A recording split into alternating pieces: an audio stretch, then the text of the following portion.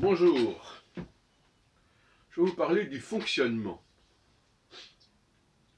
Je rappelle la formule de la Bible qui veut que Dieu acheva au septième jour son œuvre qu'il avait faite et il se reposa au septième jour de toute son œuvre qu'il avait faite.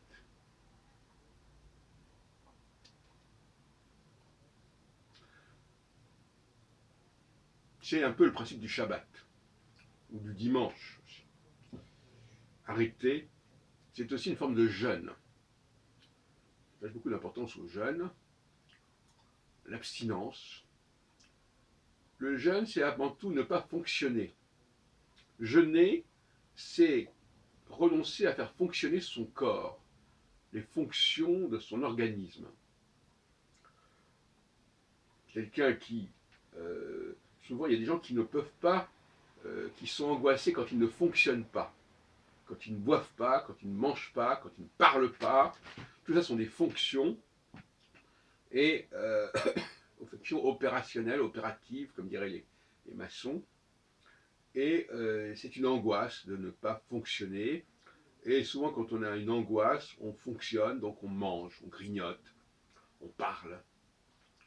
Et les femmes sont très marquées par cette problématique du fonctionnement, tout simplement parce que dans la dialectique du maître et de l'esclave, il est constamment dans l'obligation de montrer qu'il fonctionne,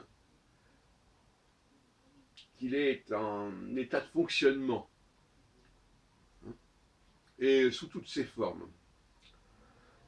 De même que les personnes âgées, par exemple, moi j'ai bien connu le cas de ma mère, à la fin de sa vie, elle devait montrer qu'elle fonctionnait, qu'elle avait lu ceci, qu'elle avait lu cela, qu'elle savait ceci, qu'elle savait cela. Et il fallait qu'elle en donne les preuves. Il faut prouver que je suis en état de fonctionner. Et le Shabbat, c'est un temps de pause par rapport à cette problématique du fonctionnement, de savoir fonctionner, de savoir faire fonctionner les objets, les machines, tout ça c'est le fonctionnement, et il faut le dire.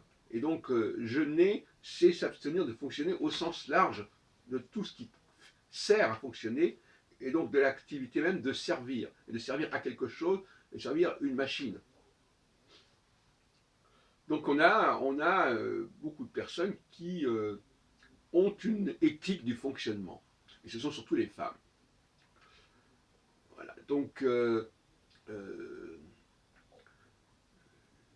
déjeuner, c'est mettre fin au jeûne, donc se remettre à fonctionner. C'est le retour d'un nouveau cycle en quelque sorte. Euh,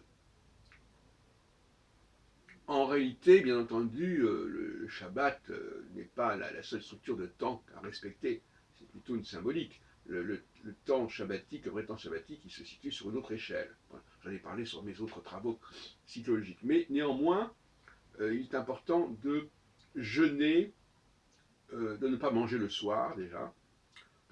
Alors effectivement, le soir, les gens sont au contraire tentés de fonctionner, de manger, de consommer. Voilà. Et c'est une erreur, parce que déjeuner, ça veut dire qu'on a cessé de fonctionner, et c'est pas uniquement pendant la nuit, parce que d'ailleurs, bon, la nuit, d'abord, on fonctionne d'une certaine manière, mais enfin, je veux dire, l'acte de jeûner, il se situe après midi, dans la soirée.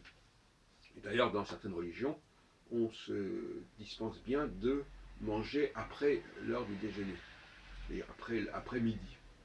Donc le soir n'est pas un temps pour le fonctionnement, même si on emploie le mot dîner, euh, qui est une dérive de déjeuner, mais ça c'est un argument étymologique qui ne me paraît pas sensé en l'occurrence.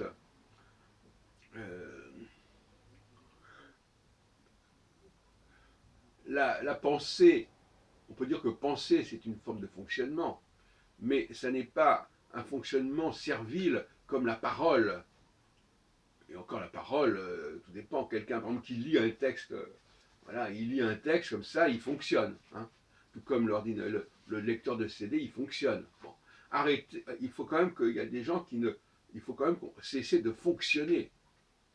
Que ce soit pour manger ou pour lire ou pour parler, c'est toujours un mode de fonctionnement. Et il faut jeûner.